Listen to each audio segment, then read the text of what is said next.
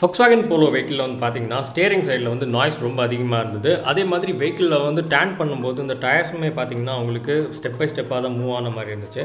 என்ன ப்ராப்ளம்னு வந்து செக் பண்ணி பார்த்தப்போ இந்த ஸ்டேரிங் ரேக் கம்ப்ளீட்டாக டேமேஜாக இருந்தது. இதை உங்களுக்கு காமிக்கிறேன் பாருங்கள்.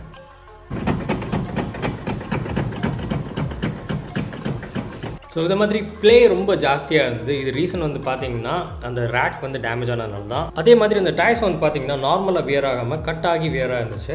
ஸோ இதை நம்ம சேஞ்ச் பண்ணி தான் ஆகணும். அண்ட் இந்த வெஹிக்கிளில் இன்னொரு ப்ராப்ளம் இருந்துச்சு. என்னென்னு பார்த்தீங்கன்னா இந்த சம் சைடில் வந்து பார்த்தீங்கன்னா ஆயில் லீக் இருந்தது. இதை வந்து எம்சிலால் அவங்க வந்து கவர் பண்ணியிருந்தாங்க. அந்த ப்ராப்ளத்தை வந்து நம்ம கிளியர் அவுட் பண்ணுறதுக்காக அந்த சம்பை நம்ம ரிமூவ் பண்ணி எடுத்துருந்தோம். இதில் வந்து நார்மலாக பேஸ்ட் இல்லைன்னா அந்த எம்சியில் வச்சானா உங்களுக்கு நிற்காது. இதை நம்ம அலுமினியம் வெல்டிங் பண்ணால் மட்டும்தான் உங்களுக்கு இந்த ப்ராப்ளம் வந்து கிளியர் ஆகும். ஸோ இதில் நம்ம இப்போ அலுமினியம் வெல்டிங் பண்ணியிருக்கிறோம். அண்ட் இந்த வெஹிக்கிளை ஃபிக்ஸ் பண்ணி வெஹிக்கிளை ஸ்டார்ட் பண்ணி பார்த்தப்போ அந்த சைடில் வந்து பார்த்தீங்கன்னா உங்களுக்கு எந்த ஒரு லீக்குமே இல்லை, எல்லாமே கிளியராக இருந்துச்சு.